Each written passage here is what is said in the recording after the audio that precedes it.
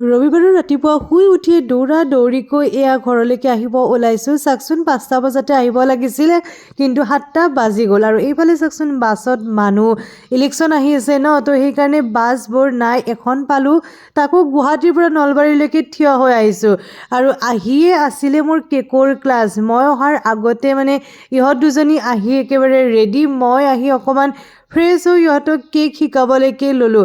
আচলতে ক্লাছটো কৰাৰ কথা নাছিলে। শনিবাৰে ৰাতি প্ৰায় 9টা 9:30 মান বজাত মোৰ বান্ধৱীজনীয়ে ফোন কৰি ক'লে যে যেনেকৈ নহ'লেও সিহঁতক ৰবিবাৰে কেকটো শিকাব লাগে। আনফালে মোক আকৌ সৰ্থেবাৰীৰ বাইদেউ এজনীও কৈ থৈছিলে যে ৰবিবাৰে যেনেকৈ নহওক শিকাব লাগে।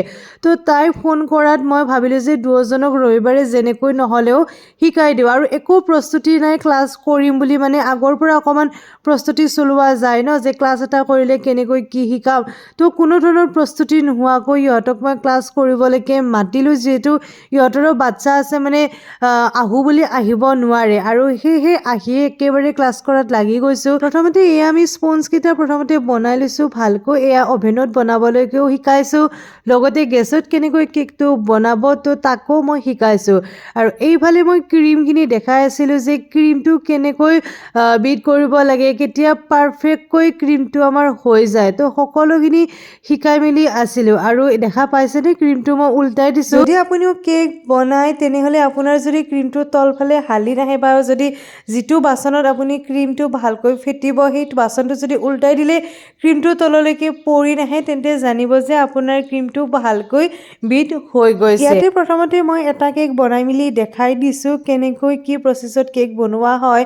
তাৰপিছত মই তেওঁলোকক নিজেই কেকটো লেয়াৰিং কৰিব দিছোঁ, ক্ৰীম লগাব দিছোঁ। মানে ধৰক যিটো বস্তু আপুনি চকুৰে চাব সেইটো বস্তু যিমান পাৰফেক্টকৈ পাৰিব, তাতকৈ আপোনালোকে পাৰফেক্টকৈ পাৰিব নিজ হাতে যেতিয়া কেকটো কাট কৰিব, বা আপুনি ষ্টেপ বাই ষ্টেপ নিজে কৰি যাব, তেতিয়াহে আপোনালোকৰ ভালকৈ মনত থাকিব। তো এইফালে মই এটা কেক দেখাই দিয়াৰ পিছত তেওঁলোকক নিজে কেকটো কাটিব দিছোঁ। তাৰপিছত কি কি ষ্টেপ আছে এটা এটাকৈ মই গাইড কৰি তেওঁলোকক গৈ আছোঁ। আৰু তেওঁলোকেও ইমান ধুনীয়াকৈ পাৰিছে, মানে ফাৰ্ষ্ট ডে হিচাপত ইমান ধুনীয়াকৈ কেককেইটা ভালকৈ মানে লেয়াৰিং কৰিব পাৰিছে, ক্ৰীম লগাব পাৰিছে। আৰু এইফালে চাওক আমাৰ লাঞ্চ টাইমো হৈ গ'ল ইয়াতে। তো যিহেতু বাহিৰৰ পৰা লাঞ্চ একো অনা নাছিলোঁ, তো ঘৰতে মায়ে ভাত বনাইছিলে।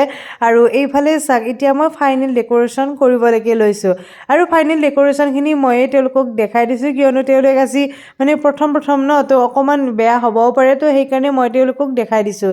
এইফালে মই গোলাপ ফুল কেনেকৈ বনাই তাকো মই দেখাইছোঁ, লগতে জেল কেক আপুনি কেনেকৈ বনাব সকলোখিনি ইয়াতে মই তেওঁলোকক নলেজ দি দিছোঁ। আৰু এতিয়া আহিছে আমাৰ ডল কেকটো। এইফালে চাওকচোন কেকটো প্ৰথমতে মানে ফ্ৰকটো প্ৰথমতে ৰেডি কৰি লৈছোঁ। তাৰপিছত মৰম লগা ডলটোক মই মানে ফ্ৰক এটা পিন্ধাই দিছোঁ। আনফালে এয়া মোৰ আজি আছিলে আকৌ মানে সোমবাৰৰ কাৰণে এটা অৰ্ডাৰ আছিলে, তো সোমবাৰৰ কেকৰ অৰ্ডাৰটোও তাৰ মাজতে আহি মই বহাই দিছোঁ। আৰু এইফালে চাওক তেওঁলোকে নিজে এয়া ফুলবোৰ বনাবলৈ ট্ৰাই কৰি আছে। আৰু মানে ইমান বেছি তেওঁলোক হেপী আছিলে যে ইমান ধুনীয়াকৈ তেওঁলোকে ডিজাইনকেইটা কৰিব পাৰিছে। আৰু এইফালে চাওক আমাৰ মৰম লগা ডল কেকটো। আৰু এইটো আছিলে আপোনাৰ ভেনিলা ফ্লেভাৰৰ কেক। ডিজাইনকেইটা কেনেকুৱা লাগিছে বাৰু? এইটো আপোনাৰ black forest cake, gel cake. আৰু যিহেতু বিশেষ এটা প্লেন নোহোৱাকৈ ক্লাছটো কৰা গৈছিলে, তো বহুত বেছি কেক শিকোৱা নহ'ল, 4টা কেকে শিকাইছোঁ। আৰু এইফালে মই চাৰ্টিফিকেটত তেওঁলোকৰ নাম লিখি আছিলোঁ। আৰু হঠাতে চাওকচোন তৃষ্ণাই মোক মানে এখন গামোচা পিন্ধাই দিলে। মই গমেই পোৱা নাই, তাই হঠাতে ক'লে যে গামোচা এখন আনিছোঁ। তো মই মানে কেনেকুৱা ৰিয়েক্ট কৰোঁ মই ভাবিয়ে পোৱা নাই। আৰু শুনকচোন বাৰু ইহঁতৰ কথাখিনি। মানে সুবিধা মিলি মোৰ সুবিধা নিমিলে, আৰু মোৰো সুবিধা মিলি তাইৰো সুবিধা নিমিলে। তো ফাইনেলি আজি মানে ক্লাছ কৰাৰ একো প্লেনিঙে নাই, তথাপি মানে ইহঁত দুটাক চাই কিনে মই আজি হঠাতে ক্লাছটো এৰেঞ্জ কৰি দিছোঁ। তো কেনে পালা শিকি কিনে? ভালে লাগিল। কৰি বহুত ভাল লাগছে। বহুত দিনৰ তাৰমানে সপোন এটা পূৰণ হ'ল। বহুত দিনৰ পৰা ভাবি আছিলো।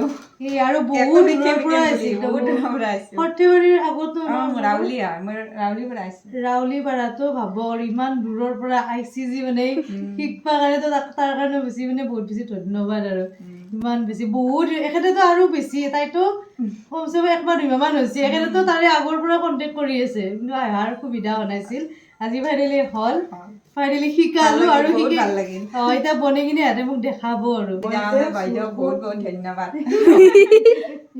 আচলতে মোৰ ওচৰত যিসকলে আহে তেওঁলোকেও এটা নিজৰ সপোন লৈ আহে আৰু মই বিচাৰোঁ যে তেওঁলোকৰ সপোনবোৰো ভালকৈ পূৰণ হওক আমি আকৌ অহা 12 মে' তাৰিখে পুনৰ কেকৰ ক্লাছ এটি কৰিবলৈকে গৈ আছোঁ তো যদি আপোনালোকেও বিচাৰি আছে কেক শিকিম বুলি তেনেহ'লে আমাক যোগাযোগ কৰিব পাৰে